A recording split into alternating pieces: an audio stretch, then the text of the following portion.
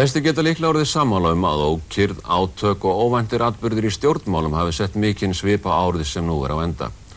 Í efnahags- og atvinnumálum hafa orðið umskipti til hins verra, þótt sjávarafli hafi verið mikill og verð á erlendum mörkuðum sé enn hátt. Við höfum lengi átt við góðæri að búa, en eftir því sem leið á árið fjölgaði fréttum af erfiðleikum í atvinnulífinu. En við erum samt allsnægta þjóð miðað við það sem gerist víðast annar staðar. Á erlendum vettvangi var þetta merkilegt ár sem einkenndist af batnandi sambúð risaveldana, sem hafði í för með sér margvíslega slökun í samskiptum ríkja. Meðal annars var ákveðið að hætta við stríð sem höfðu staðið í upp undir áratug, svo sem stríð Íraka og Írana í Afganistan og víðar. En því miður einkenndist árið einnig af óvenjulega stórbrotnum náttúruhamförum og mannskæðum slysum. Fátt, kannski ekkert meira lán en barnalán. Og við skulum byrja þessar svipmyndir ársins á atburði hér heima sem þó varð ekki fyrr en undir árslok og gera hann að eins konar tákni ársins.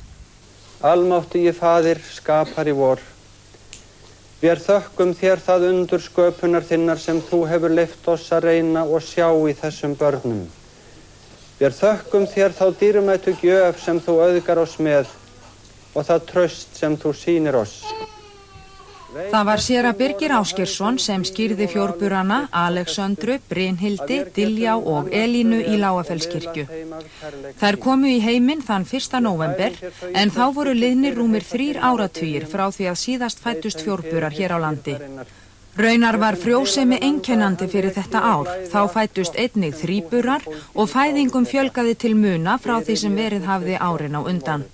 Heilagi Faðir, tak þetta barn í samfélagssonar þíns, Drottins vors Jesú. Annars byrjaði árið ekki vel því að alvarleg slys urðu á gamlárskvöld og nýársnótt vegna flugelda, svokallara tívolíbombna. Það er ónýtt alveg og einhverjar sprangur í höfuðkúpu. Í ársbyrjun var opnuð í Þjóðminjasafninu sýning á ýmsum munum sem fundust við fornleifagröft á Bessastöðum. Þessi fornleifarannsókn hefur sýnt okkur mikið húsaskipun og byggingarsögu Bessastaða. Við höfum fræðst heimilishald á staðnum. Skömmu síðar var þess á minnst að 125 ár voru liðin síðan Þjóðminjasafnið var stofnað. Við ætlum að kynna ykkur svolítið starfsemi Þjóðminjasafnsins. Og það var meðal annars gert með því að leiða þingmenn og aðra gesti sali safnsins, enda langt síðan sumir þeirra höfðu komið þar. Það er 9 ár og það er allt of langt.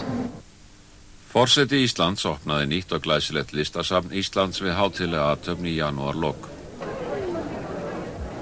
Íslensk myndlist hefur eignast samastað. Birgir Ísleifur Gunnarsson sem þá var menntamálaráðherra svaraði gagnrýni varðandi kostnað við húsið. Og ég blæs á þá gagnrýni að þetta hús sé ofdýrt. Svipaleyti var frá því greint að Thor Vilhjálmsson hefði hlotið bókmenntaverðlaun Norðurlandaráðs fyrir skáldsöguna Grámosinn glóir. Ég er kampakátur eins og ég vona að sjáist á mér. Eftir 2 ár vorið 1990 er reiknað með að fyrsti áfangi Nesjavallavirkjunar 100 megawatta virkjun verði tekin í notkun. Varmaafl svæðisins er talið í 100 megawatta jafnvel á annað 1000. Frost og sjávarkuldi í Hvalfirði olli stórtjóni hjá fiskeldisfyrirtækinu Strönd HF í febrúar. Þá drafst mikið af fiski í sjávarkvíum við Saurbæ. Og hérna í norðaustan nepjunni það bil 500 metra undan landi eru þeir strandarmenn að reyna að háfa fiskin upp úr kvinni. Það er heldur óskemmtilegt þegar maður er búinn að basla í því að í þessi ára að koma þessu á legg og horfa svo á hann bara svona.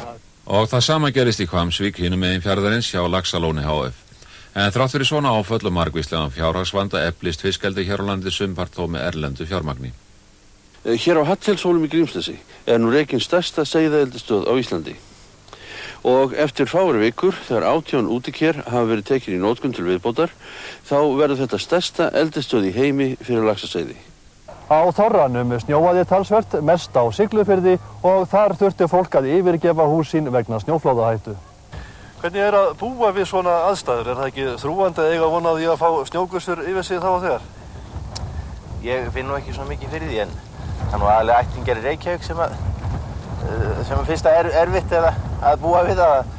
Þau veit ekki kannski hvernig aðstæður eru og mikla þetta fyrir sér þegar þetta kemur í fréttum. Ef maður ætlar að eiga hérna heima, þá gerir maður bara ráðstafanir þegar þetta ástand skapast.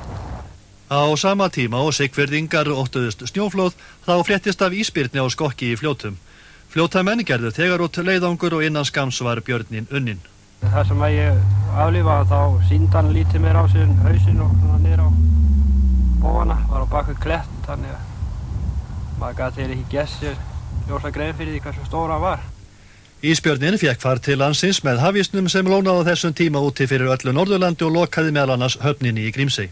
Það svona, má segja að það sé til matarbirgðir hérna í mánuð, fólk á líka birgðir heima að sér og við finnum þá bara að fáum okkur bjartir í matinn, það gengur ekki betur. En þrátt fyrir fannfergi, hafís og ísbirni þá heldu Þingeyingar rósinni og dorguðu niður ís á Mývatni. Hvað notar í beitu? Við hafa nú notaður hvítmaðkur, fiskiflugumaðkur hér áður yfirleitt.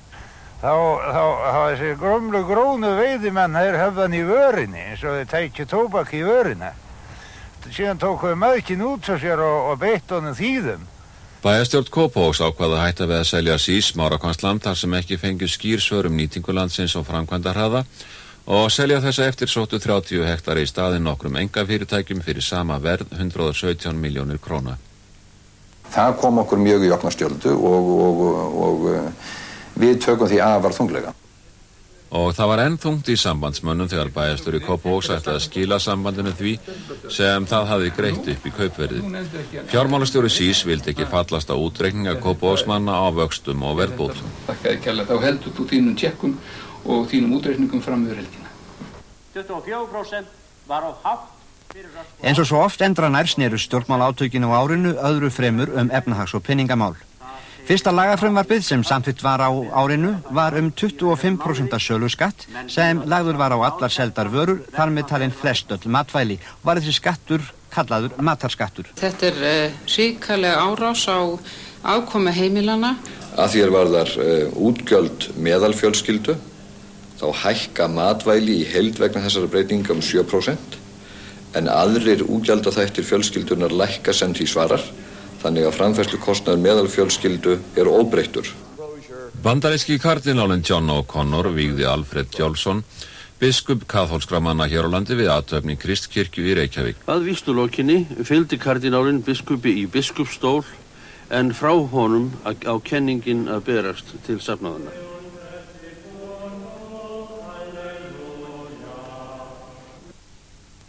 Halldór Halldórsson, 24 ára gamall Kópavogsbúi, var fyrsti Íslendingurinn sem í var grætt nýtt hjarta á lungu. Það var gert á sjúkrahúsi í Lundúnaborg í febrúar og fáum vikum síðar var hann orðinn hinn brattasti. Nú síðan það bara að fara heim, koma heim og eftir langa dvöl hérna úti og sem sagt að fara svo í fótboltaæfingu hjá Augnablik og hlaupa úti með hundinn og lifa lífinu. Varla var blekið þornað á undirskriftum samninga Verkamannasambands Íslands og vinnuveitenda í lok febrúar þegar gengi krónunar var fellt 6%.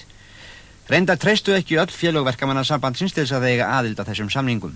Í kjölfar gengisfellingarinnar var mikil ókyrrð á vinnumarkaðnum og verkalýðsfélög sem ekki voru þegar búin að semja gripu sumhver til verkfallsvopnsins. Vestfjarðasamningarnir svonefndu settu tóninn í byrjun árs. Þá voru gerðir það sem kallað var hófsamir samningar. Og í febrúar samdi Verkamannasambandið við vinnuveitendur á svipuðum nótum. En ekki var einhugur þessa leið. Þannig kom til illvígra vinnudeilna í Vestmannaeyjum og kennarar boðuðu verkfall í byrjun apríl, þegar nemendur voru á lokasprettunum fyrir próf. Félagsdómur hins vegar dæmdi verkfallsboðun þeirra ólöglega. Það kemur dagur eftir þennan dag. Svo blésu verslunarmenn til verkfalls og kröfðust það sem kallað var mannsæmandi launa. Enda myndi ég skammast mér fyrir að borga þann samning sem þið sjálfur að fara fram á vegna þess að hann svolítið neðan allar hellu. Já, það gott að... Já, ég atvinnurekandi og ég margbúinn að segja það. Þetta hefur engan rétt á að vera hérna. Og í Leifsstöð kom til harðra átaka. Þess vegna fórum að létum farþega okkar vita, við myndum hefja áætlun og í gær þá vorum við með 3 flug í gangi og ég held að við séum þó allir sammála það að staðan afskaplega erfið fyrir alla aðila. Og verkfallið var umdeilt, bæði meðal almennings og verslunarfólks. Fólk sé orðið leitt á verkfallum almennt séð og það kannski jafnvel að verða úrelt baráttu aðferð. Mér finnst verkfall ekkert hafa upp á sig, það bara til skaða og ekkert annað.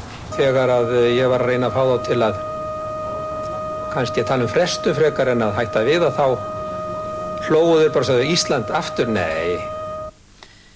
Þetta var Konráð Guðmundsson hótelstjóri og sögu að lýsa viðbrögðum útlendinga við verkfallinu. En það kom illa við ferðaþjónustuna, einkum hótelin og flugfélögin, fjölmargir útlendingar hættu við Íslandsferð. Einstakir atvinnurekendur sömdu við verslunarmenn, þeirra á meðal Arnarflug sem féllst á kröfuna 42.000 króna lágmarkslaun. Þann 27. apríl lagði ríkissáttasemjari fram sáttatillögu sem samþykkt var í Reykjavík en felld víðast annar staðar í allsherjaratkvæðagreiðslu þann 30. apríl. En þar með var broddurinn úr verkfallinu og í kjölfari var samið annar staðar. Og starfsmenn Íslenska álfélagsins blésu til verkfalls, en til þess kom þó aldrei, lagasetning stjórnvalda kom í veg fyrir það. Ný umferðarlög tóku gildi 1. mars. Meðal nýmæla sem þar að finna lögbinding ljósa og beltanótkunar, ella verða menn sektaðir. Og þetta leyti fættist fyrsta íslenska glasabarnið 12 marka drengur á Landspítalanum. Aðeins 10–15% líkur á því að glasafrjóvgun heppnist. Hann braggast ágætlega og virðist vera allt í lagi með það. Launamál Guðjóns B. Ólafssonar, forstjóra sambandsins frá þeim tíma þegar hann var forstjóri Iceland Seafood, dótturfyrirtæki SÍS í Bandaríkjunum, voru mjög til umræðu og þótti mörgum hann hafa verið vel haldinn hvað kaup og kjör varðaði. Máli var tekið fyrir í stjórn sambandsins. Stjórn sambandsins telur að ágreiningur í launa- og kjaramálum fyrrverandi forstjóra fyrirtækisins hafi að fullu verið skýrður. Miklar deilur stóðum byggingu ráðhús í Reykjavík en skóflustungað húsinu var tekin í apríl. Nú verkið hafið og þá nú venja menn farið að láta og linna ofsæðis og hér gengið á. Mér finnst þetta nú vera lítil reisn yfir upphafi framkvæmda við Ráðhús Reykjavíkur og ég nú ekki á því að tíma orða sé liðinn. Og síðan hafa deilur og framkvæmdir við Ráðhúsið haldið linnulítið áfram. Nú vel á veg komið en jafnframt hefur kostnaður farið fram úr áætlun. Þótt árið 1988 væri gjöfult, voru blikur á lofti. Ytri aðstæður efnahagslífsins voru ekki eins hagstæðar og fyrr. Snemma á árinu fór að bera á kvörtunum frá útflutningsatvinnuvegunum, meðal annars vegna lækkandi verðs erlendis. Það nú svo það búið að eyða góðærinu. Jólin eru afstaðin. Eftir því sem sól hækkaði á lofti urðu þær raddir háværari sem kölluðu eftir frekari efnahagsaðgerðum, einkum vegna bullandi tapreksturs frystihúsanna. En stjórnmálamenn greindi á það hvort fella ætti gengið. Það að það verði að fella gengið vil ég alveg vísa á bug. Það ekki nein allsherjar lausn á okkar aðsteðjandi vanda. Sérfræðingar sögðu að fyrst og fremst væri tvær leiðir að velja, gengisfellingu eða hreinlega launalækkun. Að þessu tvennu væri gengisfelling líklegri kostur, enda vekti hún sennilega ekki eins mikla reiði almennings og bein launalækkun. Heill forsetavorum og fósturjörn, Ísland lifi. Húrra! Húrra! Húrra! Alþingi var slitið 11. maí og daginn eftir var ákveðið að loka gjaldeyrisdeildum bankana þegar stjórnvöld fengu upplýsingar að fjórðungur af gjaldeyrisforða þjóðarinnar hafði horfið út úr bönkunum á fáeinum dögum. Þorsteinn Pálsson, forsætisráðherra, var þetta leyti að búa sig undir að fara í opinbera heimsókn til Bandaríkjanna, en hann frestaði för sinni vegna ástandsins í efnahagsmálum. Það þarf að leiða hér mikilvæg mál til lykta, taka mjög miklar og stórar ákvarðanir nú á næstu dögum. Nú fór í hönd stíf fundahöld ráðstafanir í efnahagsmálum, en í ljós kom mikill ágreiningur innan ríkisstjórnarinnar. Fyrst í stað náðist aðeins samkomulag að fella gengið á ný og nú 10 af 100. Þorsteinn Pálsson sagðist ekki trúa öðru en samstaða næðist þegar á reyndi frekari aðgerðir. En hitt alveg ljóst að ég sitji ekki hér í forsæti í ríkisstjórn sem næri ekki saman það sem nauðsynlegt að gera. Samstaða náðist. 4 dögum eftir gengisfellinguna sameinaðist ríkisstjórnin ráðstafanir í efnahagsmálum. Ríkisstjórnin hefur nú tekið ákvarðanir aðgerðir í efnahagsmálum eins og segir í sérstaklega. Sett voru bráðabirgðalög sem fólu meðal annars í sér að allir kjarasamningar voru framlengdir til 10. apríl á næsta ári, Sett var þak á heimilegar launahækkanir og lagt bann við verkföllum og verkbönnum. En ýmsir gagnrýndu þessar ráðstafanir. Það er samt búið að afnema samningsréttin yfir heildina. Þannig að það er verið að ryðja burtu þarna þeim grundvallar mannréttindum að fólk fá að semja kaup og kjör. Ég hef orðað það svo að þetta sé eins og nokkra töflur af Magníl og ég held að áhrifin verði svona svipuð.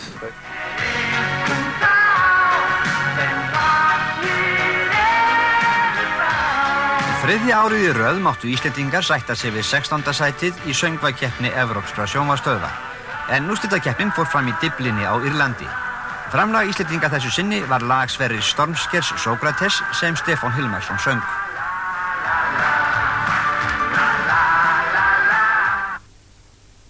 Aðalfundur sambandsins var haldinn á Bifröst í Borgarfirði í skugga mikilla erfiðleika í rekstri þess. Á fundinum komu fram tölur mjög slæma afkomu SÍS og kaupfélagana og var tapið á fyrra ári yfir 500 milljónir króna. Við höfum ekki séð það verra, þó að vissulega hafi verið að halla undan fæti hinn síðari ár. Skömmu síðar var sambandið enn í fréttum í þetta sinn þegar Hæstiréttur mildaði dóma yfir ýmsum forráðamönnum þess vegna kaffibaunamálsins svokallaða, sem snerist meint svik í tengslum við innflutning á kaffibaunum frá Brasilíu. 2 voru sýknaðir og var annar þeirra fyrrverandi forstjóri SÍS en 3 fengu skilorðsbundna dóma. Íslenskir skákmenn vöktu þjóðarathygli á árinu, ekki síst Jóhann Hjartarson, með því að vinna Viktor Korsnau í St. John í Kanada. Jóhanni var líka vel fagnað þegar heim kom. Já, þakka fyrir. Stöð 2 gekkst fyrir sterkasta skákmóti sem hér hefur verið haldið og þar sigraði heimsmeistarinn Garri Kasparov. Bridgemenn gerðu það líka gott þegar íslenska bridgesveitin tryggði sér Norðurlandameistaratitlinum. Mitt sumar gerði svo mikið moldrók í Mývatnssveit að menn mundu vart annað eins. Þetta vakti miklar umræður landeyðing og gróðurspjöll, en mörgum þótti sem minna færi fyrir fjárframlögum til þess að koma í veg fyrir slíkt og græða það land sem þegar hefði spilst. Margt hafði orðið ágreiningsefni í ríkisstjórninni, ekki síst milli Þorsteins Pálssonar og Steingríms Hermannssonar. Skoðanir voru ekki bara skiptar efnahagsmál heldur fléttuðust inn í deilurnar mál á borði boð Sovétmanna til forseta Íslands að sækja þá heim. Auðvitað hefur svona mál óheppileg áhrif. Það veikir frekar ríkisstjórn en hitt. Palestínumenn og Yasir Arafat, leiðtogi frelsishreyfingarinnar, komu líka við sögu. Utanríkisráðherra hafði á Alþingi farið hörðum orðum Hátterni Ísraelsmanna gagnvart Palestínumönnum. Mér sýnist ekki unnt að líkja því við neitt annað heldur en hinn verstu hryðjuverk. Þegar svo kom til álita að utanríkisráðherra hitti Arafat jafnvel að máli kastaðist enn í kekki. Þessi ríkisstjórn mun ekki taka upp neinar viðræður við PLO. Í sumar hélt Siglufjarðarkaupstaður upp á 70 ára afmælið sitt og að því tilefni kom forsetinn í heimsókn. Já, mér finnst afmælisbarnið bæði vera frítt og falleg. Síldin kom og síldin fór. Eru þið búin að jafna ykkur eftir sjokkið eftir að síldin fór? Já, við erum alveg búin að því og það fyrir löngu síðan. Það voru stanslaus veisluhöld fyrir norðan í sumar. Í byrjun júlí var Blönduós gerðara kaupstað. Og það er fjör, allir með, já það er fjör, já það er fjör þegar Blönduós verður bær. Vigdís Finnbogadóttir var endurkjörin forseti Íslands með miklum yfirburðum 25. júní, hlaut 92,7% atkvæða, gegn 5,3% mót frambjóðandans Sigrúnar Þorsteinsdóttur. Kjörsókn var með minna móti 72,4%. Þetta var í fyrsta sinn sem boðið var fram gegn forseta sem gaf kost á sér áfram. Mér þykir auðvitað ákaflega vænt að þjóðin skuli sýna mér þetta traust og veita mér þetta brautargengi. Ég er mjög ánægð með þessa útkomu, þó ég verði nú auðvitað að segja það að ég hefði nú orðið ánægðist ef ég hefði unnið. Grænfriðungar hertu sókn sína gegn hvalveiðum okkar austanhafs og vestan. Vegna þrýstings frá Bandaríkjamönnum var ákveðið að draga úr hvalveiðunum og nokkur erlend fyrirtæki hættu við kaup á afurðum héðan vegna hvalveiðuna að eigendur þeirra sögðu. Í Finnlandi komu grænfriðungar í veg fyrir flutning á hvalkjöti Helsingihöfn. Svipað var upp á teningnum við íslenska vörusýningu í Gautaborg í Svíþjóð. Það eru grænfriðungar sem eru mættir til þess að hvetja Svíja til að hætta að kaupa íslenskar sjávarafurðir vegna hvalveiða Íslendinga og hvalveiðistefnu íslenskra stjórnvalda. Ef við lítum á baráttu grænfriðunga á undanförnum árum þá tel ég að þeir hafa haft lítil áhrif á útflutning Íslendinga. Ég tel enga ástæðu til að ætla að áhrif þeirra verði meiri í framtíðinni. Annað hljóð var þó í mönnum í lagmeitiðsiðnaði þegar lengra kom fram á árið. En fyrir mér þetta áróðurstríð tapað og menn verða bara vera menn til þess að sætta sig við það og stilla upp nýju liði. Vatnsrennibrautin í Sundlauginni í Laugardal í Reykjavík var til þess að aðsókn barna og unglinga jókst til mikilla muna. Það búið að vera alveg gríðarlega margt hérna yfir helgina. Ég hef aldrei séð annað eins hérna og alls ekki á krökkum. Og sykurmólarnir gerðu það gott. Plata þeirra Lífið er of gott seldist vel og hljómsveitin gerði víðrest, austan og vestan Atlantsála. Þið sjáu náttúrulega strax á bakvið mig er Mývatn. Þetta fallega og fræga vatn. Hér á að vera krökkt af fuglum út á vatninu en það eru engir fuglar hérna. Við finnum þá, en bara ekki þar sem við héldum og ekki við því ástandi sem við héldum. Ungana hafa bændur fundið hér í 100-tali upp á landi og þeir eru væskislegir gregin þegar það hafa dáið drottni sínum. Það aldrei skeðið minni tíð neitt þessu líkt. Það gagnar lítt að vera ráðherra og leggja ólöglega fyrir framan Alþingishúsið. Það er engin afsökun þó að þetta hafi verið gert áratugaskeið, það er jafn ólöglegt fyrir það. Og svo eru það menn sem gera síbrotamenn á þessu sviði, þeir fá 2 miða. Aðrir ráðherrar fengu bara 1 miða eða sluppu alveg, en hvers vegna? Það var vegna þess að miðarnir voru búnir, sagði Valkyrjan unga sem sektaði ráðherrana. Í skýrslu Ríkisendurskoðunar voru stjórnendur Landakotsspítala gagnrýndir vegna fjármála spítalans og Jón Baldvin Hannibalsson, fjármálaráðherra, sagði að stjórnendur hans fengju falleinkunn fyrir fjármálastjórn. Ýmsar ríkisstofnanir fengu raunar svipaða einkunn hjá ráðherranum. Íslensku forsætisráðherrahjónin fóru í opinbera heimsókn til Bandaríkjanna í ágúst, en það var ferð sem Þorsteinn Pálsson hafði áður þurft að fresta vegna ástandsefnahagsmála hér heima. Margt hefur drifið á daga þeirra hjóna á meðan á dvölinni hefur staðið hér í Washington þar sem þau hafa hlotið mjög höfðinglegar móttökur. Vafalítið verður fundurinn með Reagan Bandaríkjaforseta eftirminnilegur fyrir Þorsteinn Pálsson og þá ekki síður einkaboð Nancy Reagan í Hvíta húsinu fyrir Ingibjörgu Rafnar. Fyrr á árinu hafði Vigdís Finnbogadóttir forseti Íslands hitt Bandaríkjaforseta og fleiri bandaríska ráðamenn. Klukkan 10:45 í morgun hittust þau hér í bústaðsendiherra Íslands við Kalorama Road í Washington, George Shultz, utanríkisráðherra Bandaríkjanna og Vigdís Finnbogadóttir forseti Íslands. Forseti Vestur-Þýskalands var líka meðal þeirra erlendu þjóðhöfðingja sem Vigdís sótti heim. Von Weizsäcker tók á móti Vigdísi hér í bústað sínum Villa Hammersmith. Þau ræddu aðalega samskipti Íslendinga og Vestur-Þjóðverja og stöðu Íslands eftir að frjáls innri markaður kemst á innan Evrópubandalagsins árið 1992.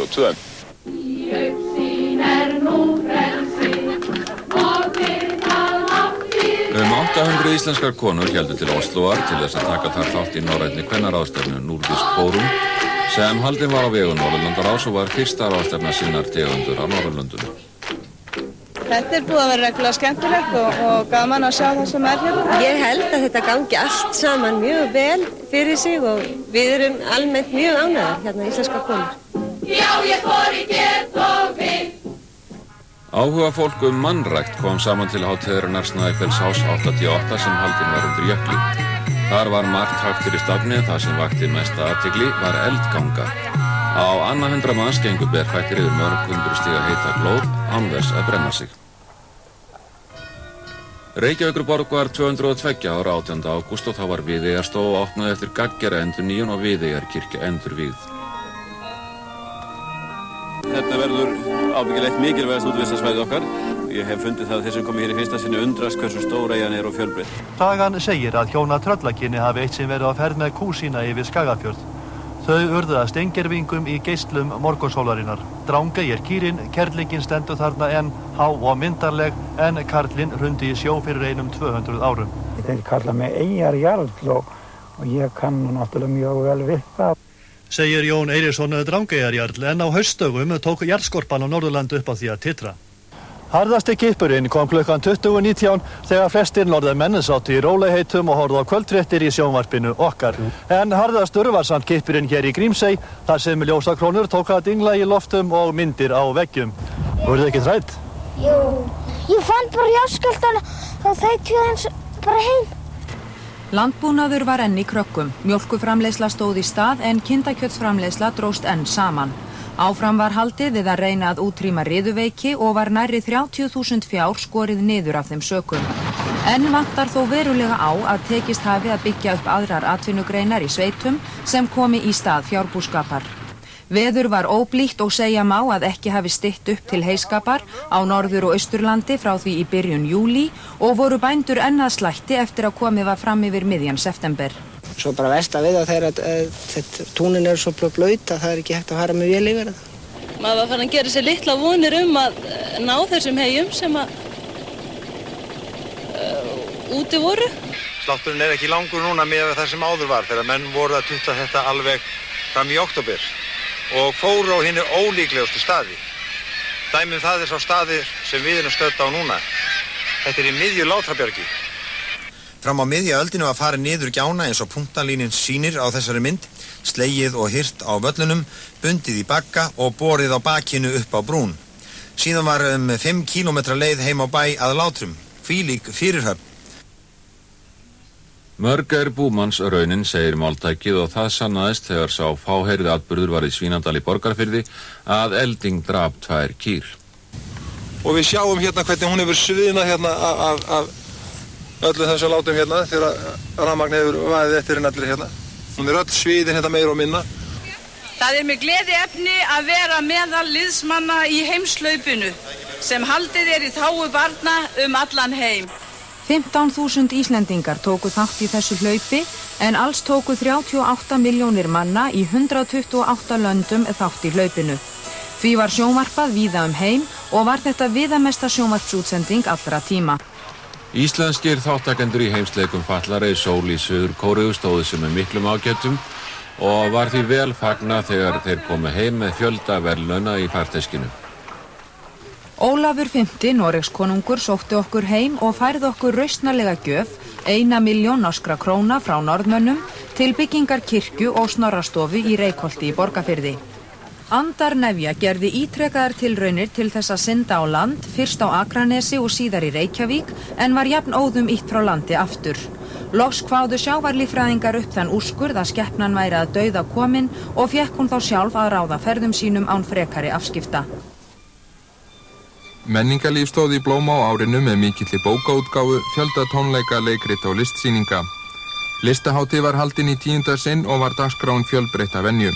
Einna mesta athygli vöktu sýning á verkum málarans Chagals og koma kanadíska ljóðskáldsins og söngvarans Leonards Cohens. Þá var flutningur 200 pólskra listamanna á pólskri sálumessu undir stjórn höfundarins Pendereskis stórbrotinn.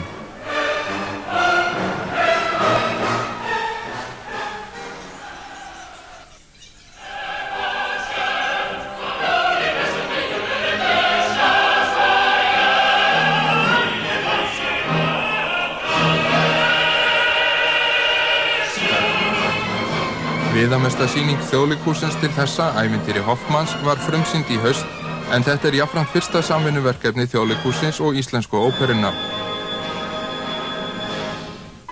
Og listamennirnir fóru líka út fyrir sýningasalina. Söngvarar úr óperunni sungu til dæmis fyrir fólk á vinnustöðum.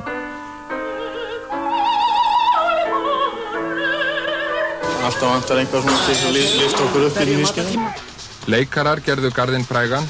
Helgi Skúlason var tilnefndur til Óskarsverðlauna fyrir hlutverk sitt í norsku kvikmyndinni Leiðsögumanninum og Helgi og Tinna Gunnlaugsdóttir voru tilnefnd til evrópsku kvikmyndaverðlaunanna sem úthlutað var í fyrsta sinn fyrir leik þeirra í kvikmynd Hrafns Gunnlaugssonar Í skugga hrafnsins.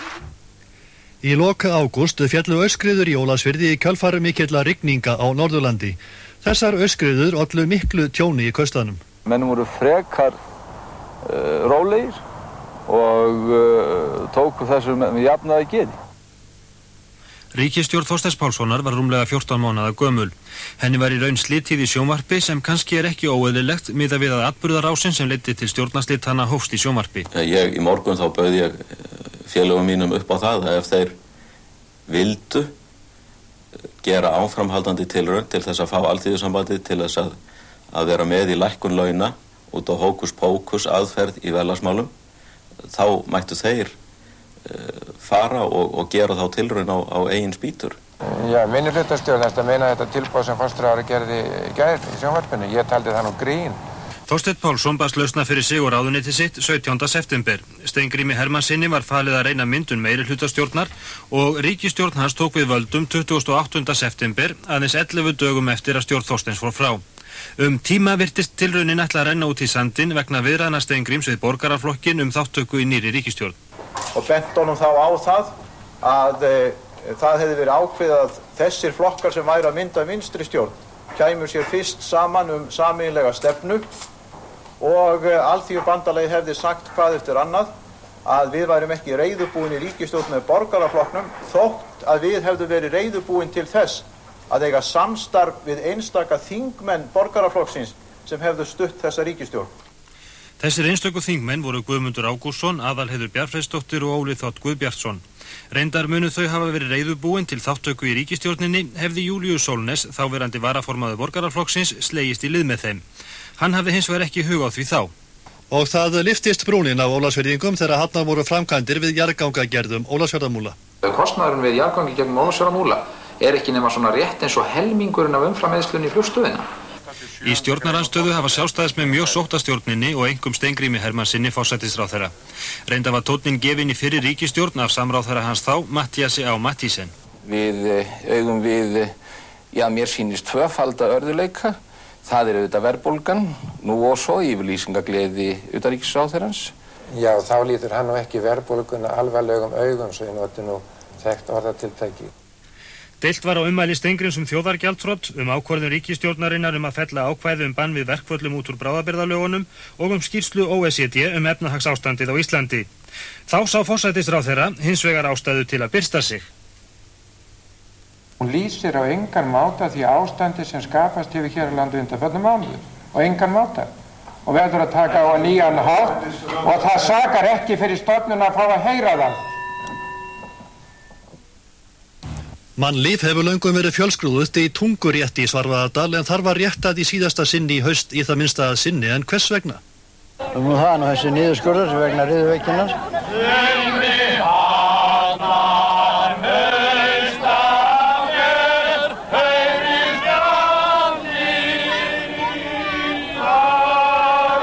Það verður nú gengið, það verður farið á fjall eftir sem áður og síðan hugmyndin að koma saman hérna á Tungurétt að ári og skemmta sig. Við höfum fleigana og við höfum sönginn og við skemmtum okkur þráttur að vanti söngkindina.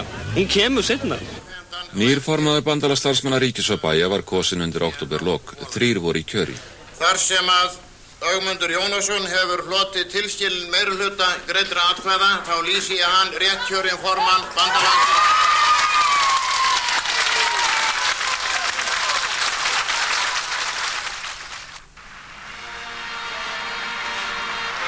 En einu sinni sannaðist að fallegustu konur í heimi á Íslandi. Hólmfríður Karlsdóttir varð ungfrú Heimur 1985 og Linda Pétursdóttir fetaði í fótspor hennar þetta árið. Og auðvitað fékk Linda höfðinglegar móttökur þegar hún kom heim í jólafrí. Það voru hlýjar móttökurnar á flugvellinum í Vopnafirði og þar ávarpaði Kristján Magnússon, sveitarstjóri Lindu. Kæra Linda, velkomin heim. Reyndar hófust fljótt deilur það hvaðan hún væri. Norrlendingar vildu eigna sér hana vegna þess að hún fættist á Húsavík en austfirðingar sögðust eiga hana af því að hún væri alin upp á Vopnafirði. En það auðvitað líka kennt það hvaða karlmenn séu myndarlegastir og að fyrra árinu var herra Ísland valinn á Akureyri. Herra Ísland 1988 Arnór Díaz.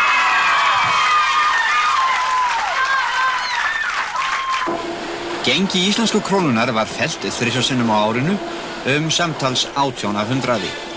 En innlendar kostnaðarhækkanir þurrkuðu fljótt út þann afkomubata sem gengisfellingarnar færðu sjávarútveginum.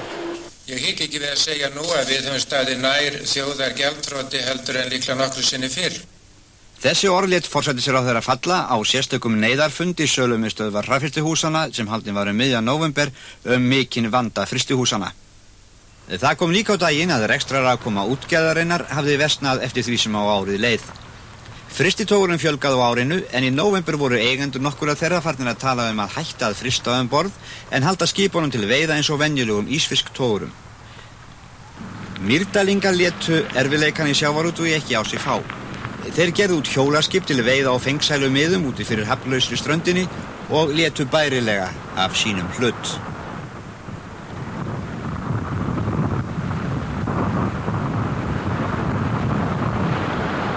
Ég held að mig sé við komast alltaf út ef við eigum ekkert erindi. Þetta ekki hefðbundin útgerð og vafi lék á því hvort þessi útvegur heyrði undir samgönguráðuneytið eða sjávarútvegsráðuneytið. Guðrún Helgadóttir var kosin forseti sameinaðs Alþingis eftir að þing kom saman. Hún fyrst íslenskra kvenna til að gegna þessu starfi sem eitt hið eftirsóttasta í þinginu. Á þessari stundu hlýt ég að minnast með þökk í huga allra þeirra kvenna sem vörðuðu veginn að þessu marki. Stefán Valgeirsson, formaður samtaka jafnrétti og félagshyggju, sagðist geta tryggt ríkisstjórninni stuðning við mál sem hann sjálfur á annað borð greiddi atkvæði.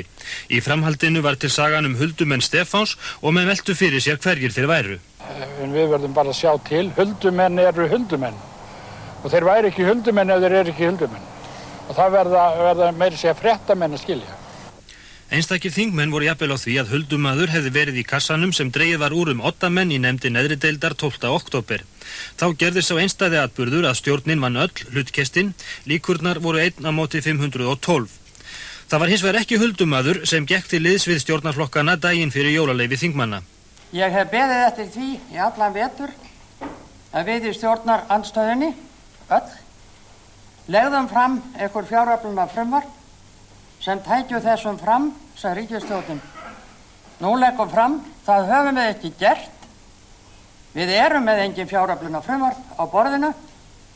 Því segi ég já. Birtar voru á 9 ákærur í hafskipsmálinu, í þetta skipti eftir rannsókn sérstaks saksóknara Jónathans Þórmundssonar. Meðal hinna ákærðu var einn þingmaður. Sérstakur saksóknari hefur þegar birt 4 bankaráðsmönnum ákæru vegna fyrrgreiðsmáls. Ég hlýt því að mæla með því að hæstvirt efri deild heimili sérstökum saksóknara að birta mér samskonar ákæru. Magnús Thoroddsen, forseti Hæstaréttar, neyddist til að láta af því embætti eftir að í ljós kom að hann hafði sem einn af handhöfum forsetavalds keypt á kostnaðarverði meir en 2000 flöskur af áfengi á 2 ára tímabili. Fleiri höfðu nýtt sér aðstöðu til að kaupa áfengi á sömu kjörum en það dróð þó ekki dilk á eftir sér. Magnús skilaði hátt í 1300 flöskum en Halldór Ásgrímsson, dómsmálaráðherra, ákvað að leggja til við forseta Íslands að Magnús yrði veitt lausn frá embætti hæstaréttardómara stundarsakir. Það sem gerir svo að mál hans verður lagt fyrir dómstóla og það eru dómstólar sem munu stýra úr það hvort að honum verður endanlega vikið frá starfi eða ekki. Í ljós kom að Þjóðleikhúsið svo illa farið að kosta muni mörg 100 milljónir króna að gera við það. Enda leggjum við til að ef ekki verður gengið til framkvæmda við endurbyggingu og endurreisn hússins strax á næsta ári að þá verði lokað af öryggisástæðum. Fyrirtæki víða land áttu í erfiðleikum og ýmist þeirra urðu gjaldþrota. Þess voru líka dæmi að heilu sveitarfélögin römbuðu á barmi gjaldþrots, til dæmis óskaði Hofsóshreppur eftir aðstoð félagsmálaráðuneytisins og kreppa ríkti á Kópaskeri. En fiskeldi og hugsanlegar olíulindir í Öxarfirði gefa fólki þar trú á framtíðina. Í borholum sem voru boraðar í Öxarfirði hefur fundist örlítið magn af lífrænu gasi sem svipara tegundar og það sem finnst á olíusvæðum erlendis. Erfðamengun í laxi var mikið rædd því að sérfræðingar telja að laxastofn ellið ána hverfi á röskum áratug vegna mikils fjölda eldis laxa sem ganga í árnar. Svipaða sögu að segja fleiri ár. Við sjáum enga leið til að breyta þessu en aðra en þá að banna allt kvíaeldi á sundunum hér fyrir utan og að jafnframt verði bannað allt kvíaeldi á sama hátt þar sem svipaðar aðstæður eru annars staðar á landinu. En kampháurinn Hávarður verður að teljast fiskur ársins. Það voru skipverjar á Guðbjörgu IS sem veittu hann út af Vestfjörðum. Hann var svo fluttur til Ísafjarðar og þaðan með flugvél til Vestmannaeyja en lifði aðeins 2 sólarhringa í fiskasafnum í Eyjum þjáður af köfunarveiki. Merkingar sérfræðinga Hafrannsóknastofnunar á selkópum í Hvalseyjum á Mýrum í vetur urðu til lítils því að fáum dögum síðar skutu veiðimenn meiri hluta kópanna. Og af 44 selum sem Sólmundur merkti munu 33 hafa verið skotnir. Manni finnst þetta svona hálf ömurlegt á að líta. En jólatréð var komið upp hjá Margréti Thatcher, forsætisráðherra Bretlands, þegar Steingrímur Hermannsson, forsætisráðherra, átti með henni fund í byrjun desember í bústað hennar í Dánum stræti 10 í Lundúnaborg. Mikla athygli vakti þegar lögreglufélag Reykjavíkur birti drög að skýrslu löggæslu í borginni þar sem dregin var upp ófögur mynd. Það til dæmis helgar að þá snýst allt það að sinna útköllum. Það engin frum löggæsla. Það ekkert eftirlit í hverfunum á nóttinni. Böðvar Bragason lögreglustjóri var mjög ósáttur við hvernig staðið var að birtingu skýrslunar en var sammála í mörgum aðalatriðum. Varnar aðgerðir hafa dregið úr getu lögreglunar. Það ekki nokkur einasti vafi á því. En við höfum reynt að mæta því með ýmsu móti. Við höfum breytt vinnutilhögun og reynt sem sagt að lifa þessa erfiðleika af.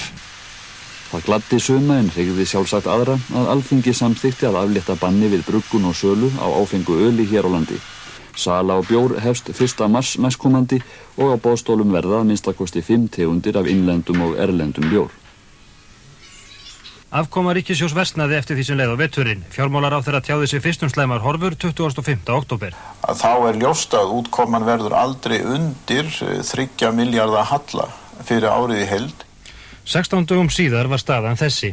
Að nauðsynlegt að Alþingi allt og þjóðin búi sig undir það að útkoman verði nær 4 milljarða króna halla á rekstri ríkissjóðs á árinu 1988. 12 dögum þar á eftir var upphæðin farin að nálgast 5 milljarða og Halldór Ásgrímsson sjávarútvegsráðherra tilkynnti svo á Alþingi 13. desember að hallinn gæti orðið á bilinu 6 til 7 milljarðar. Þegar fjármálaráðherra var spurður hvers vegna upplýsingar stöðu ríkissjóðs væri ekki nákvæmari en raun bæri vitni, sagði hann. Mér hefur fundist að sjálfum undarlegt að í þessu mikla upplýsingaþjóðfélagi skuli ekki vera reglubundnari upplýsingar þennan samdrátt. Karítas Magnúsdóttir, dagmamma í Reykjavík, fékk hæsta happdrættisvinning sem getur hérlendis þegar hún hlaut 25 milljónir króna í happdrætti háskólans. En hún ætlar ekki að láta að barnagæslunni þrátt fyrir milljónirnar. Og ég svík nú ekki það fólk, börnin og foreldrana fyrir að ég verði rík allt í einu. Afkoma í íslensku miðnaði versnaði töluvert frá árinu áður. Verulegt tap varð í sömum greinum, þó var afkoma mjög góð í stóriðju vegna þess að gott verð fékkst fyrir ál og kísiljárn. Versnandi afkoma í íslensku miðnaði rekin til aukins kostnaðar, launa og fjármagnskostnaðar. Lækkun gengis á árinu dugði ekki til annars en að mæta auknum kostnaði. Vegna versnandi stöðu iðnaðarins leist forystumönnum hans mjög illa á frekari innheimtu vörugjalds sem fólst í frumvarpi ríkisstjórnarinnar sem samþykkt var nú fyrir jólin. Eftir að hafa hugsað sér lengi ákvað Albert Guðmundsson 18. desember að gera sendiherra Íslendinga í Frakklandi. Þetta tilkynnti hann utanríkisráðherra sem sagðist binda miklar vonir við störf Alberts í þágu utanríkisþjónustunnar. Ég tek undir það með ráðherra, ég vona ekki orðið landi og þjóða gagni þar. Ekki síður en ég vona ég hafi orðið einhverju gagni hér. Jafnskjótt og ákvörðun Alberts var kunn virtist losna samheldnina í borgaraflokknum. Albert hefur síðan lýst yfir að flokkurinn sé klofinn og hann útilokar ekki að einhverjir úr flokknum megi eftir að ganga til liðs við ríkisstjórn Steingríms Hermannssonar. Ég útiloka alls ekki að það séu einhverjir þingmenn borgarflokksins sem að telja hagsínum betur borgið að ríkisstjórnin hún verði styrkari til þess að forða til dæmis kosningum eða stjórnar kreppu. Júlíus Sólnes tók við formennsku en ágreiningur hver taki við sæti varaformanns. 5 útlendingar fórust í flugslysum hér á árinu, 3 þegar flugvél þeirra hrapaði í aðflugi að Reykjavíkurflugvelli í ágúst. Slysið vakti upp miklar umræður hugsanlega hættur sem geta skapast við flugvöll í miðri borg. 33 menn fórust í umferðarslysum á árinu, 11 í sjóslysum og 18 af öðrum slysförum. Alls létust því 62 menn eftir slys. Það 8 fleiri en árið áður. Mest fjölgaði slysum í umferðinni, þannig að sýnt að við verðum að sýna meiri árvekni á götunum á komandi ári. Hafið tók til sín 14 bát á árinu og 11 mannslíf. Í sumum sjóskoðum tókst giftusamlega til björgun 20 sjómanna sem margir hverjir voru hætt komnir. Í árslok var búið að senda til eyðingar í Bretlandi samtals 50 tonna búnaði með eiturefninu PCB sem safnað hafði verið víðsvegar land. Á vordögum uppgötvuðu menn á Austurlandi og síðan víðar á landinu að rafmagnsþéttar með PCB voru sumstaðar notaðir í frystihúsum og fiskimjölsverksmiðjum. Búnaður með þessu hættulega efni reyndist líka víðarleiki á Glámbekk og sumstaðar hafði hann verið urðaður á ótryggan hátt svo hætta gat stafað af honum. Hafinn var skipuleg leit að efninu allt land á vegum hollustuverndar og vinnueftirlits ríkisins og búnaður með efninu fjarlægður þar sem hann var að finna meðal annars úr spennustöðum rafmagnsveitna og fyrirtækjum í orkufrekum iðnaði. Þrátt fyrir erfiðleikana hjá fyrirtækjum í sjávarútvegi var þetta mesta aflaár Íslandssögunnar. Hins vegar var verðlag á frystum afurðum í árslok nálægt 10% lægra en það var að meðaltali 1987. Verðlækkanir á afurðum erlendis ásamt samdrætti í þorskafla leiddu til þess að gjaldeyristekjur þjóðarbúsins minnkuðu á árinu og viðskiptahallinn jókst. Undir árslok ákvað sjávarútvegsráðherra að dregið skyldi sem næst 10% úr veiðum nokkurra helstu botnfisktegunda á árinu sem í hönd fer. Hins vegar berast þar fréttir frá Bandaríkjunum að verð á frystum afurðum fari heldur hækkandi og almennt því spáð að verð á þorski hækki á nýju ári vegna minnkandi framboðs. Arnarflug hefur leitað til ríkisvaldsins aðstoð vegna rekstrarerfiðleika.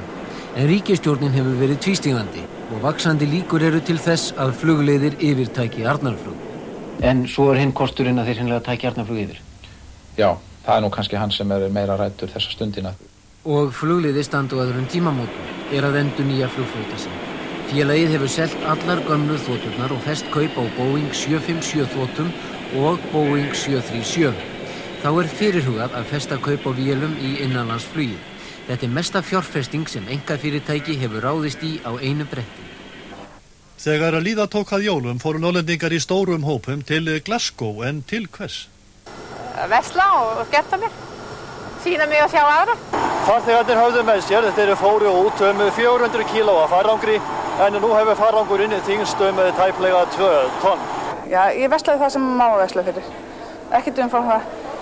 Það getur ekki gengið að taka lán til að borga annars þar og alltaf verða að taka hærra og hærra lán. Hvað getur það gengið lengi? Sagði Guðmundur Ólafsson sem núna rétt fyrir jólin hélt upp á 100 ára afmæli sitt í hópi á annað 100 afkomenda og venslamanna. Á Þorlák var Antoni Kattholti á ferð í miðbæ Akureyrar ásamt Emili sínu sínum og Emil gat ekki sett þig á strák sínum. Hann skreið nú til dæmis inn í pokan þar sem var verið að sekka jólatréð. Og þetta gerir ekkert barn. Nefn Emil. Emil! Þótt ríkissjóður veitti ekki nema 10. hluta þess fjár til þróunaraðstoðar sem lofað hafði verið, tókst hjálparstofnunum, einkum hjálparstofnun kirkjunar og Rauða krossinum, að safna 20 milljóna króna til hjálparstarfs í þróunarlöndum. Hluta af því fé verður varið til neyðarhjálpar í Súdan. Hvað haldið að barni hérna við hliðina á mér sé gamalt? Ég get gefið ykkur vísbendingu. Það 2,3 kíló að þyngd og til samanburðar þá eru nýburar á Íslandi vel yfir 3 kíló að þyngd. Þetta barn ásgamalt. Bandarísku forsetahjónin Nancy og Ronald Reagan fóru í heimsókn til Moskvu, til Rais og Mikhails og Gorbatsjovs. There must be friendship between our two countries.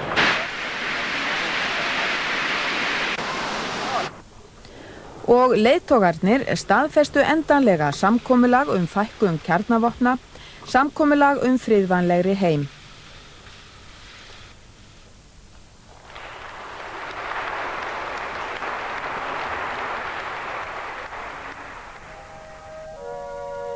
Samkvæmt samkomulaginu var fyrstu kjarnaflaugunum 1 á árinu sem að líða.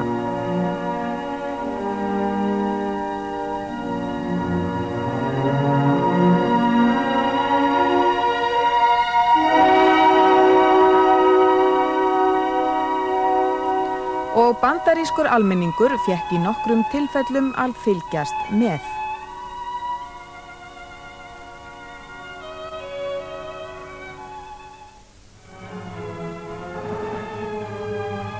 Sovjetmenn hófu brottflutning herliðsins heim frá Afganistan en styrjöld geisar enn milli stjórnarinnar í Kabul og íslamskra skæruliða. Skæruliðar sækja á og sitja höfuðborgina Kabul og margir telja þeir nái henn á sitt vald eftir að Sovjetmenn verða á brott.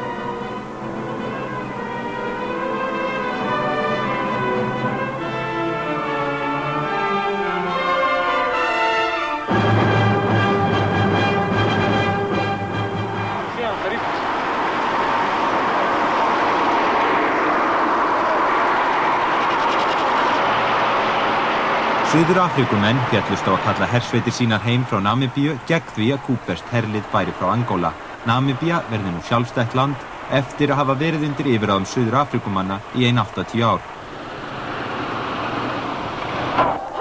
Tímamót urðu í stjórnmálasögunni þegar fyrsta konan tók við forsætisráðherraembætti í Múhameðstrúaríki en það var Benazir Bhutto í Pakistan. Hún gerði það sem forveri hennar Zia-ul-Haq óraði ekki fyrir en stuttu áður en hann fórst í flugslysi hafði hann lofað landsmönnum kosningum. She seems to be an intelligent girl. She has some potential which one should not underestimate. En það var einnig kosið í Chile.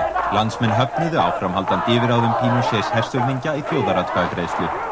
Það á eftir að koma í ljós hvort hann uppfylli skilyrði atkvæðagreiðslunar og efni til frjálsra kosninga á næsta ári.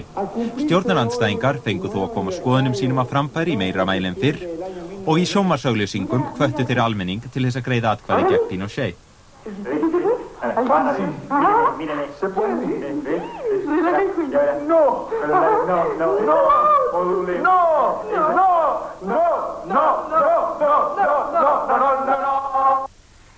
Reagan Bandaríkjaforseti lætur af embætti eftir 3 vikur og George Bush tekur við.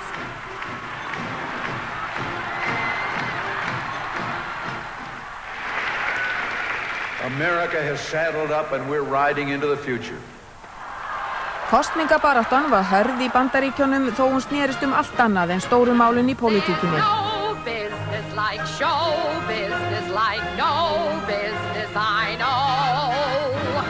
George Bush varaforseti og Dan Quayle varaforsetefni hans börðust forsetaembættið við Michael Dukakis og Lloyd Bentsen.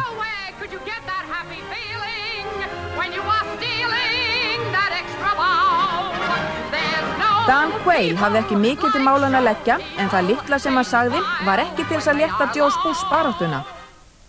I have as much experience in the Congress as Jack Kennedy did when he sought the presidency. Senator, I served with Jack Kennedy. I knew Jack Kennedy. Jack Kennedy was a friend of mine. Senator, you're no Jack Kennedy. Alla tíð hefur farið vel á með þeim Reagan forseti og Margaret Thatcher og Reagan bauð henni heim.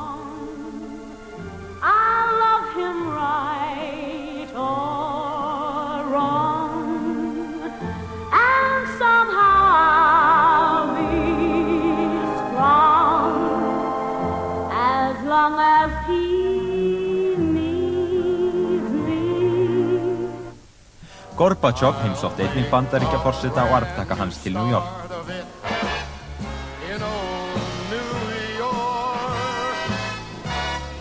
Sovjetleiðtogi ávarpaði allsherjarþing Sameinuðu þjóðanna og tilkynnti niðurskurð á sovjískum herafla í Evrópu. Og á Rauða torginu voru slagorðin önnur á byltingarafmælinu en venjulega. Þau voru afvopnun, mengunarvarnir og endurbyggingu efnahagskerfisins.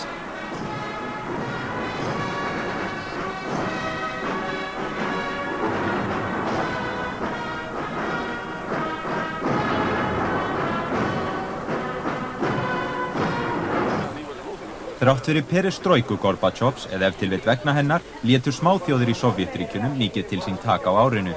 Í Eistlandi, Lettlandi og Litáen kröfðust menn sjálfstæðis til handa þjóðum sínum en stjórnvöld í Moskvu gáfu ekkert eftir. Miklar deilur spruttu upp milli Armena og Asera, búsettra í Azerbaijan. Að lokum neyddust margir Armenar þar til að flýja til nágranna lýðveldisins Armeníu.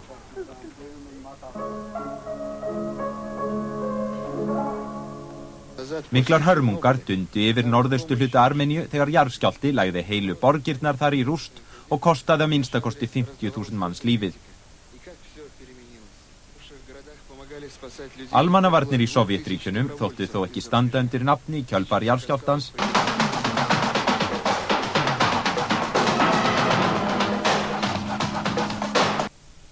Jarðarbúar eru farnir að súpa seyðið af illri umgengni við móður náttúru. Mengunin er orðið svo mikil úti fyrir ströndum Noregs, Svíþjóðar og Danmerkur að ördeyða er þar í sjó. Selir drápust í þúsundatali og þörungapláa drap þúsundir laxa í eldiskvíum úti fyrir ströndum.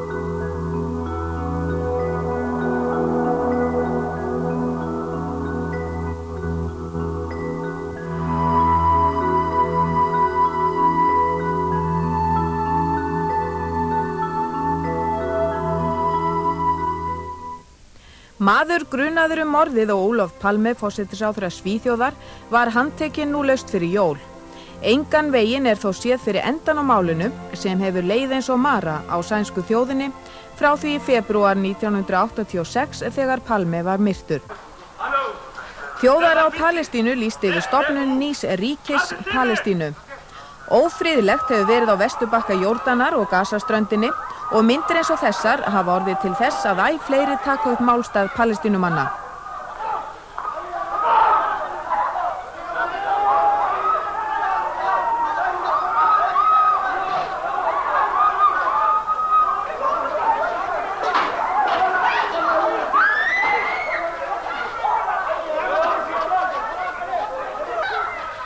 Tæplega 80 ríki hafa viðurkennt nýstofna ríki Palestínumanna. Þeir krefjast þess að Ísraelsmenn hverfi af herteknusvæðunum og þar rísi ríki þeirra.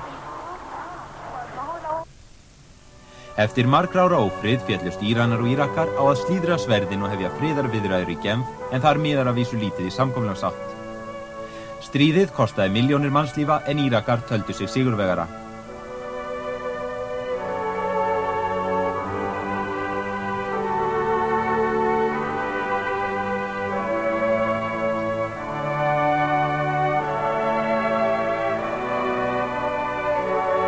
Afleiðingar efnavopna eru hörmulegar. Írakar beittu þeim í baráttu sinni við uppreisnarmenn Kúrda. Þúsundir Kúrda féllu og flýðu heimkynni sín.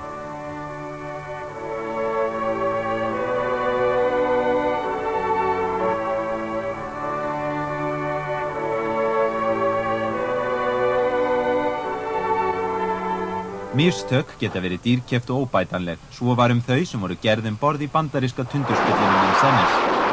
Skipverjar skutu niður íranska farþegaþotu sem þeir töldu vera herþotu. Oh, shit! We had him got it. That was a dead on. Keep it on down. Tæplega 300 manns fórust með vélinni, þeirra á meðal 60 börn.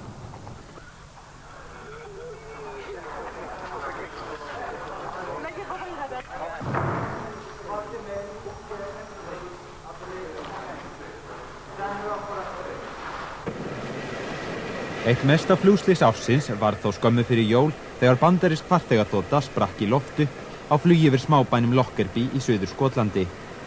Brak úr vélinni ringdi yfir bæinn og lagði heilu íbúðahverfin í rúst. Allir sem voru með vélinni fórust og 10 bæjarbúar týndu einnig lífinu. Nú þykir vera fullsannað að sprengju hafi verið komið fyrir í vélinni áður en hún lagði upp í flug frá London, en ekki vitað hvaða hermdaverkamenn voru þar að verki. Ýmsar þjóðir í Asíu, Afríku og Suður-Ameríku þurftu að berjast við geysileg flóð.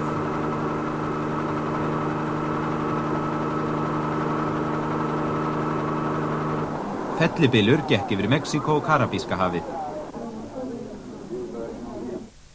En í Kína urðu flóð og fellibylir samtímis í mismunandi landshlutum og bændur í Bandaríkjunum urðu fyrir milljóna tjóni vegna þurrka og uppskerubrests.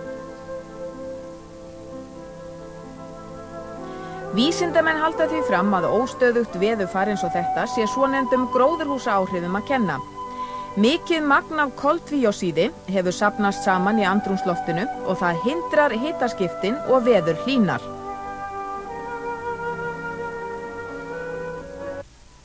Aldagömmul plága fór yfir Vestur Afríku. Engisbrettur skildu eftir sig auðn. Þetta var versta plágan í 30 ár.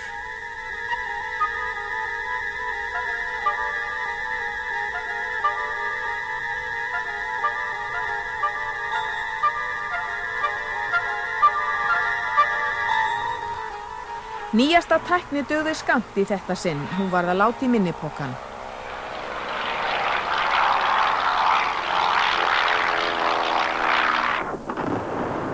Ástralíumenn héldu upp á 200 ára afmæli álfunnar með pompi og prakt.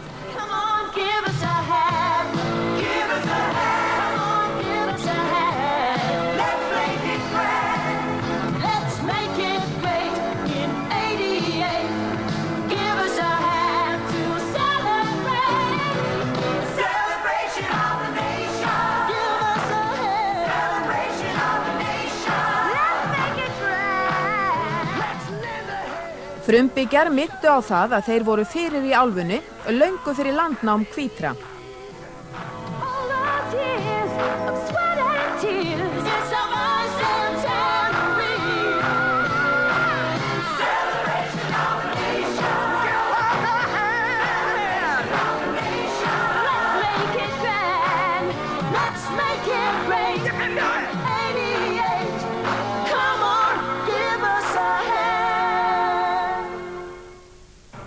Glæsileg flugsýning í Vestur-Þýskalandi breyttist í martröð.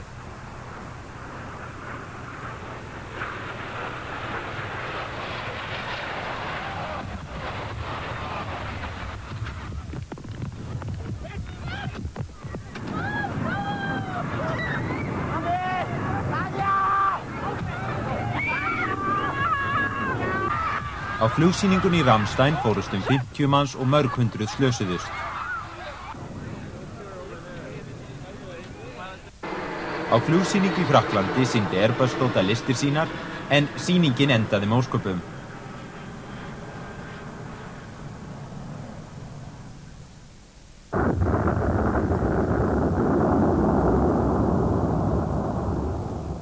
Þótt ótrúlegt megi virðast, þá fórust aðeins 3 í þessu slysi, en 130 komust lífs af. Lítið samfélag verkamanna við olíuvinnslu í Norðursjó breyttist í logandi víti á nokkrum mínútum þegar sprenging varð í olíuborpallinum Piper Alpha.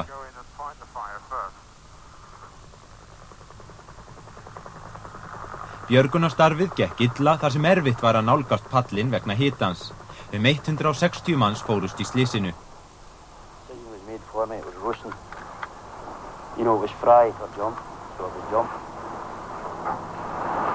It was a complete nightmare. It was just every man had to escape his own way.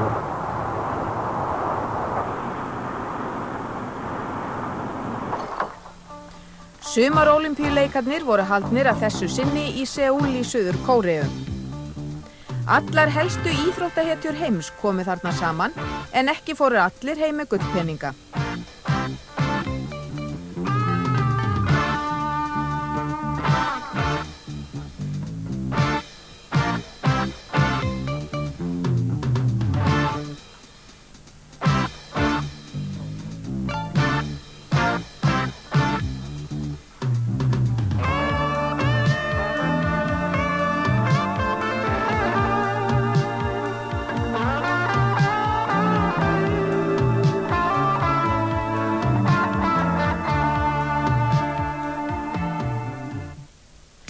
Tískukongar heims lögðu línurnar fyrir árið 1988, löngu áður en það gekk í garð eins og venjulega. Þeirra dagskipan var að stytta pilsfaldinn frá því í fyrra og auðvitað hlupum við eftir dyntum kongana eins og venjulega.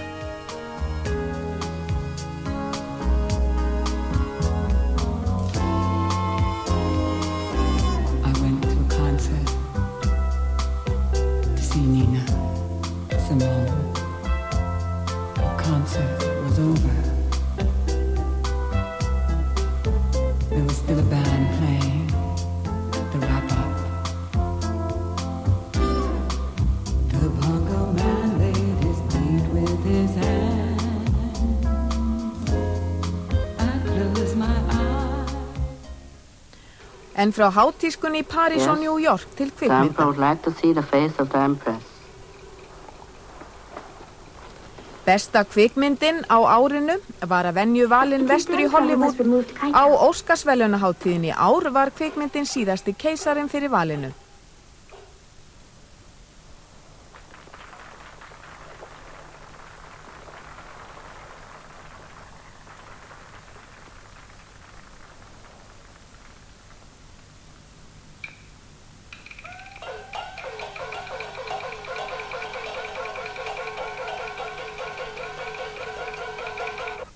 Áratuga barátta blökkumann í Suður Afríku skilaði nokkrum árangri á árinu.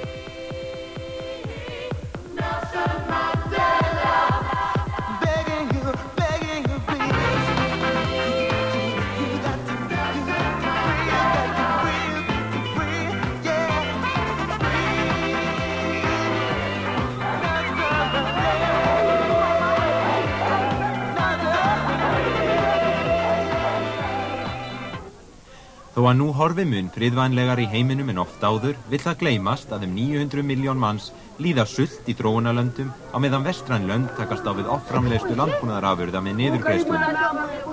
Hvort jafnari skipti verða á lífsins gæðum árið 1989 skal látið ósagt en tíminn á eftir að skera úr það.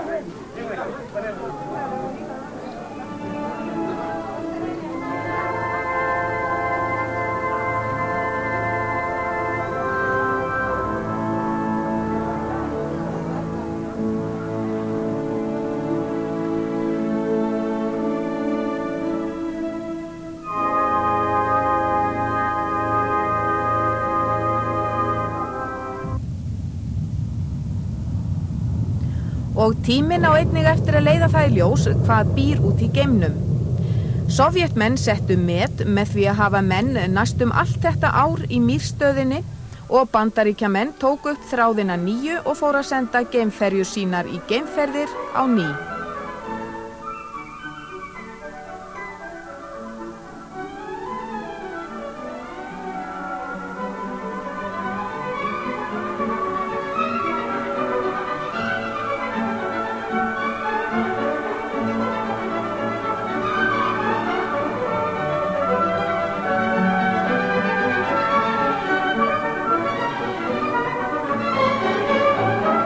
Frakkar létu ekki sitt eftir liggja og eru nú orðnir umsvifamestir þegar fjarskiptatungl eru annars vegar.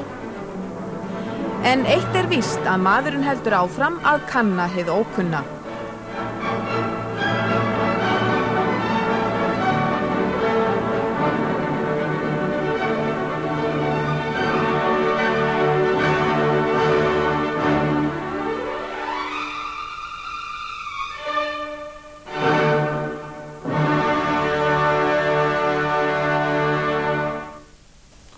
Og þar með óskum við á fréttastofunni ykkur öllum árs og friðar.